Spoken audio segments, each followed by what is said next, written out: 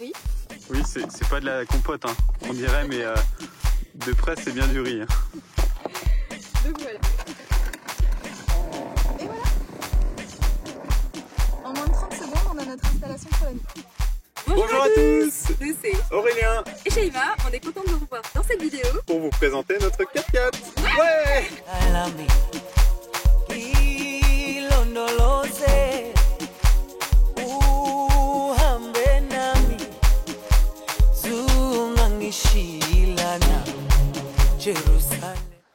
Notre véhicule d'aventure.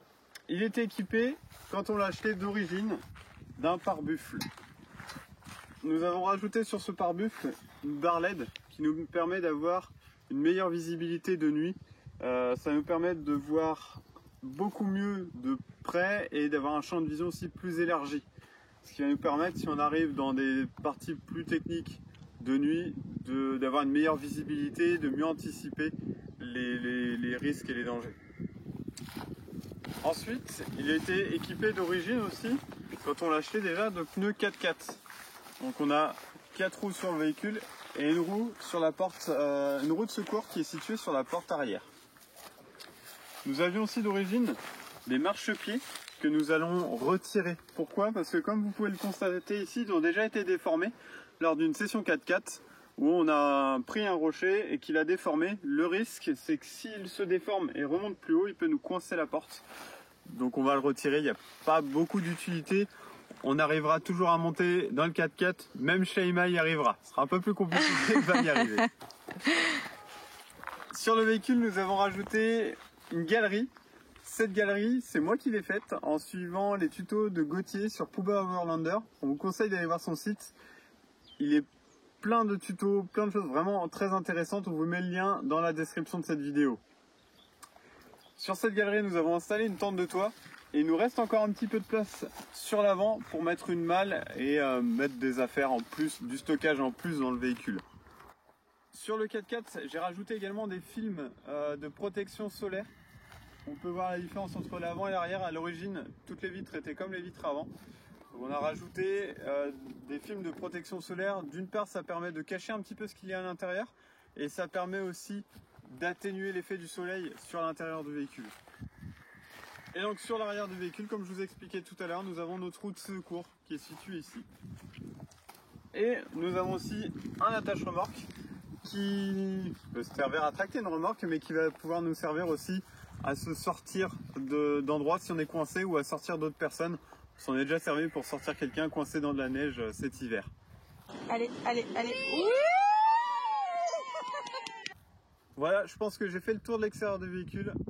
Maintenant, à mon tour de vous présenter l'aménagement du véhicule. Je vais commencer par l'arrière.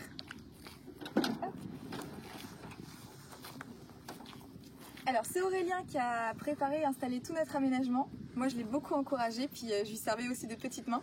Ici, on a un premier plan de travail. Hop. Et là, on en a un second. Vous allez le voir, dans notre aménagement, on a une place pour chaque chose à sa place. Et tout d'abord, je vais vous présenter notre grand tiroir. Dans ce tiroir, on va pouvoir trouver la plupart de nos ustensiles de cuisine, mais aussi nos aliments au sec. Donc là, par exemple, on a notre popote, notre vaisselle, notre cafetière à l'italienne. Très importante. Ouais, très important. Ici, on a des grands pots avec pâtes, riz. Oui, c'est pas de la compote, hein, on dirait, mais de près, c'est bien du riz. Hein. Donc voilà, le café. Ici, on a notre four Omnia. Après, on a le filtre à eau, quelques bidons avec quelques bidons. Et voilà. Ensuite, on a notre table de camping qui se déplie ici. Notre réchaud à essence que je vais vous présenter tout à l'heure, qui se trouve là. Et au-dessus, on a 2 jerrycans de 10 litres sur aéronautique, tenu avec une sangle. Et c'est assez pratique parce que quand on cuisine, quand on veut faire la vaisselle, on a juste à les tirer et puis les ouvrir. À gauche, on va avoir notre planche à découper. Donc on pose des aliments dessus, on découpe, mais cette planche, elle nous sert également de bassine pour faire la vaisselle. Voilà. Par là, on a notre frigo à compression de 45 litres qui est sur glissière. Hop. et puis sur des sangles, puisqu'on ne veut pas qu'ils se baladent. Comme vous pouvez le voir, on n'a pas grand chose dedans, on a juste notre petit repas de ce midi, c'est une salade de pâtes. Voilà. On va se régaler. C'est ça. 45 litres, ça peut paraître beaucoup, mais nous ça nous va bien, et puis on peut mettre pas mal de choses dedans. C'est pratique.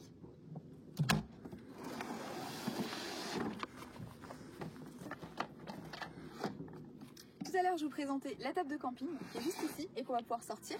Et puis après, on a nos 2 chaises de camping qui se rangent juste là et qui se calent.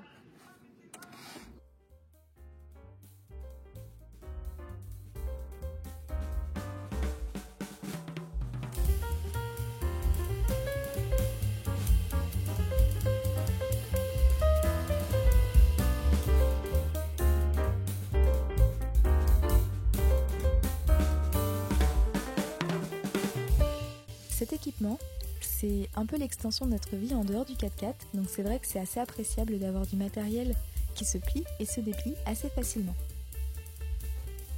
Et là, c'est le réchaud à essence Coleman de feu dont je vous ai montré le rangement tout à l'heure. Avec Aurélien, contrairement à pas mal de voyageurs, on a fait le choix de l'essence plutôt que le gaz, parce que c'est vrai que d'un pays à un autre, les bonbonnes de gaz ne sont pas forcément compatibles, alors que de l'essence on peut en trouver partout. Donc c'est pour ça qu'on a fait ce choix-là, et puis pour le moment on en est assez satisfait. En complément de ça, on a un petit réchaud à bois à l'intérieur du 4x4 dans une caisse. Au cas où on n'a plus d'essence, on a des petites réserves de bois, et puis c'est pour le plaisir de faire de bonnes petites grillades. Alors vous avez vu notre petite installation, notre extension de vie du 4x4, donc la table, les chaises, etc. S'il fait pas beau, si on a des petites gouttes ou si au contraire il y a trop de soleil, et en fait on a un tarp ici qu'on va installer. Donc pour nous ça nous sert de parapluie, d'ombrelle, voilà, au vent en général. Après vous vous posez peut-être la question, comment on fait pour les toilettes et la douche? Je vais vous présenter tout ça. Alors pour les toilettes, on a notre petit coin ici. On range notre pelle à caca, on l'appelle comme ça. Parce qu'elle nous sert au cas où on a besoin de faire le besoin numéro 2, ou si on est embourbé et qu'à ce moment-là, il va falloir dégager un peu autour des roues. Après, dans notre coin toilette, on a ça. Donc le papier toilette, aussi communément appelé le PQ, mais j'imagine que vous avez déjà ça chez vous. Pour la partie douche, alors c'est très simple, on a une douche solaire qu'on range de l'autre côté, je vais vous montrer ça. Et puis sinon, on a une cabine de douche qu'on range ici, qu'on cale avec un mousqueton. C'est assez pratique parce que lorsqu'on veut notre intimité pour prendre notre douche, on a juste à l'ouvrir, la déplier. Ça nous fait une grande douche dans laquelle on fait notre petite toilette. Pour ce qui est de notre nécessaire de toilette, on a notre trousse de toilette qu'on cale aussi juste ici. Elle est assez pratique parce qu'en fait on peut la poser un peu n'importe où et elle se déplie comme ça. Donc là, si j'ai envie de la poser là, je le fais. Et je peux aussi le faire sur le côté. Voilà. Donc on déplie notre cabine de douche 2 secondes et c'est parti. Et pour terminer sur la douche, on a des serviettes ici en éponge et en microfibre. Moi j'adore le microfibre. Aurélien, pas du tout. Alors dites-nous en commentaire, vous êtes team éponge ou microfibre? Parce que là franchement, voilà. Et pour finir, je vais vous présenter notre accessoire indispensable pour bivouaquer. Nos petites lumières qui sont géniales et dont on se sert tout le temps. Alors, elles sont là. On a 2 grosses loupiottes et 2 petites qui sont aimantées et qu'on peut accrocher autour du 4x4. Hop là. Ou autour de notre endroit pour manger. Donc en fait elles sont assez pratiques, on appuie dessus et puis après on règle l'intensité lumineuse. On les conseille à tous, c'est génial. Génial, génial, génial. Génial. Et puis après on a une lampe frontale parce que ça peut toujours servir si on veut se balader la nuit.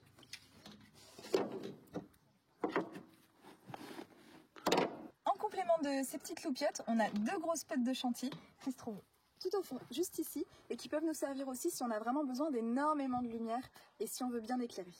Donc maintenant, je vais vous présenter la partie un petit peu plus technique, réserve du 4x4. Suivez-moi.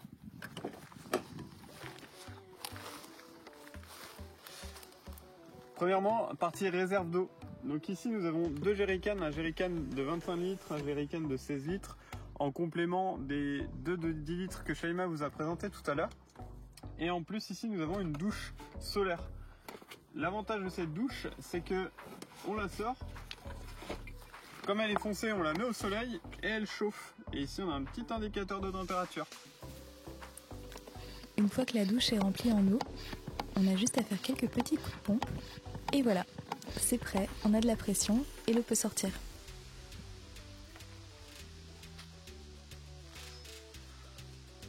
C'est plutôt confortable de prendre des douches pas trop froides.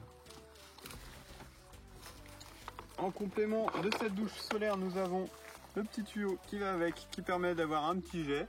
Prendre cette douche avec un petit peu de pression, c'est quand même bien confortable.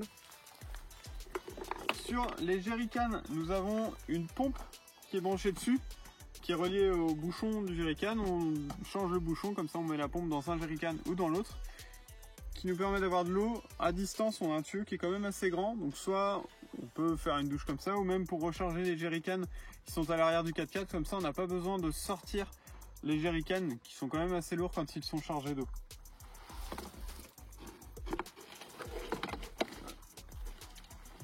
On a ici un tuyau flexible qui se rallonge, qui va nous permettre de nous recharger si on trouve un robinet quelque part. Et on a ici un raccord que l'on appelle un raccord voleur. En fait, on peut se brancher sur n'importe quelle sortie d'eau. Ici, on vient serrer le joint en caoutchouc et ça nous permet de pouvoir se raccorder à un robinet n'importe où et de pouvoir se recharger sans avoir toujours là à déplacer les jerrycans. Donc ça nous évite de la manutention. C'est un petit confort supplémentaire. Dans le 4x4, nous avons plusieurs caisses comme ça. Pour l'instant, on en a 4, 2 ici, 2 juste derrière le coin cuisine. Juste là. Ces caisses, elles sont tenues par des rails aéronautiques, comme Shaima vous expliquait tout à l'heure. On en a installé un petit peu partout dans le 4x4. Vous voyez, il y en a un là, un juste ici. On en a là. Et donc ici, on voit bien, on vient fixer des ancrages comme ça qui se mettent dans le rail et qui nous permettent, avec des sangles, de tenir les bacs. Donc le bac vêtements, Shaima va être jalouse, c'est elle qui les préfère et c'est moi qui les présente. Voilà, on utilise, c'est une super idée ça de Shaima, on utilise des petits sacs comme ça dans lesquels on roule les vêtements. Et donc ça c'est le bac vêtements de Shaima et le mien il est à l'arrière. Le bac en dessous c'est un bac à outils, ce sont mes outils. Et dans le 4e bac il y a notre réchaud à bois. Notre objectif c'est d'avoir au moins 2 autres bacs pour mettre le matériel technique dedans. Pour l'instant on transporte notre matériel technique dans des sacs. C'est pratique pour se déplacer, mais pour le voyage, on aimerait vraiment qu'il soit dans des bacs pour être bien protégé. Donc l'objectif, c'est d'en mettre par exemple 2 de plus ici, puisqu'on a la place de faire ça. Maintenant, je vais vous présenter la partie électrique. Pour notre partie électrique, on a ici une batterie EcoFlow, la River Pro, avec son extension qui est située juste en dessous, qui nous permet de relier le frigo dessus, de brancher des prises en USB. Vous voyez, on a la prise, pof, on vient se brancher et ça recharge nos appareils. Ici on recharge une lampe que Shaima ne vous a pas présentée tout à l'heure parce qu'elles sont habituellement dans la tente de toit. Ces lampes qui sont super pratiques. En fait, elles nous servent de lampe de chevet. Voilà, avec 2 positions, une position lumière d'ambiance et une position flash lampe torche. Ici il y a un petit bloc avec 3 interrupteurs dessus. Le premier sert à déclencher un ventilateur pour refroidir ce qu'il y a dans la caisse en dessous. Je vous montrerai tout à l'heure, il y a le compresseur, donc la batterie en plus de celle-ci, et il refroidit aussi le compresseur du frigo. Ça permet d'alimenter de l'air et de faire circuler l'air qui est dedans par rapport à tous ces appareils qui peuvent chauffer. Ici, c'est l'alimentation de la pompe des jerrycans que je vous ai montré tout à l'heure. Et ici, c'est une réservation en plus pour un éclairage qu'on aimerait rajouter dans le 4x4.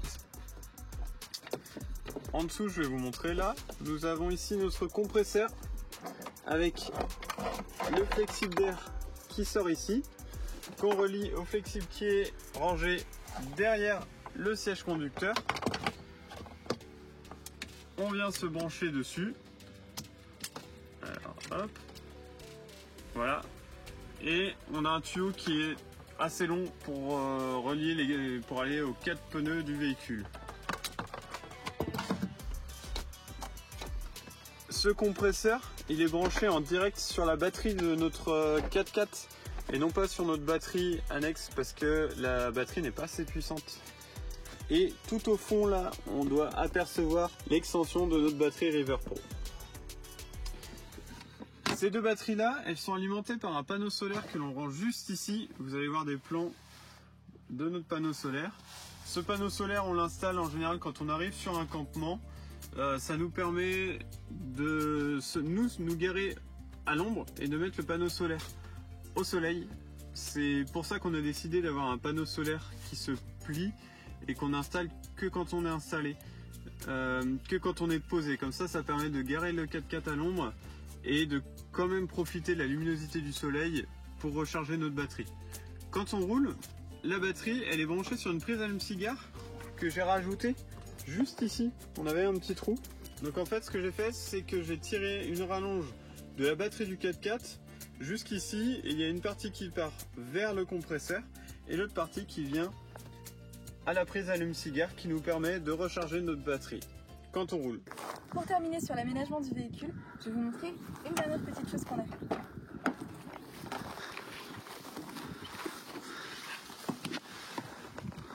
Alors, ce véhicule à l'origine, c'est un Toyota Land Cruiser long, donc il y avait 8 places. On en a gardé que 2 pour Aurélien et moi. Mais en fait, ce qu'on se disait, c'est que ce serait quand même assez confortable à l'arrière de garder un espace, pouvoir travailler et puis s'abriter des intempéries. Donc l'idée, c'est en plus des sièges passagers, avoir un espace juste ici où on peut mettre une table par exemple et puis travailler en intérieur. Ou alors tout simplement avoir un espace où on pourra ramener des personnes en cas d'infortune. Voilà. Aurélien vous a présenté notre tente de toit tout à l'heure dans les équipements extérieurs. Maintenant, je vais vous montrer comment est-ce qu'on l'ouvre, qu'on la déplie et qu'on la referme. Alors, elle est sur vérin. Donc on a juste à ouvrir ces loquettes.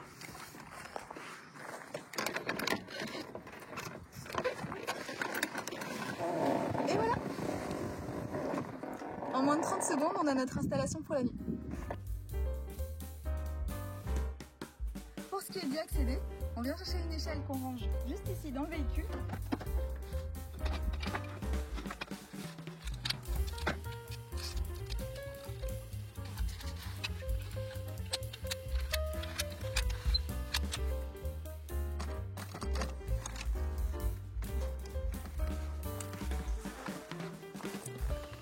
Je vous emmène dans ce home tour. Hop. Alors, tout d'abord, on va aller enlever ces élastiques qui nous permettent de fermer plus facilement la tente de toit. Pour ce qui est de l'intérieur, ça ressemble à ça. Hop. On a des petites pochettes un peu partout pour ranger nos affaires. Comme vous pouvez le voir, c'est une tente de toit avec 2 couchages et qui a 3 ouvertures. On va vous montrer des plans qu'on a déjà pour que vous puissiez admirer tout ça.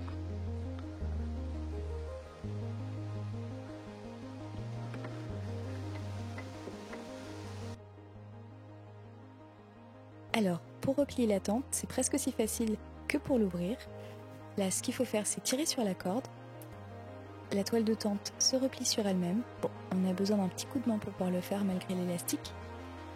Mais globalement, rien de méchant. On fait attention à ce que tout soit bien rentré. Et comme vous avez pu l'apercevoir en vidéo, on n'a pas descendu les oreillers, la couette, etc. Tout reste dedans. Et ça, c'est vraiment appréciable. On fait attention à ce que tout soit bien rentré pour ne pas abîmer notre tente. Et une fois que c'est fait, plus qu'à refermer les loquets de chaque côté.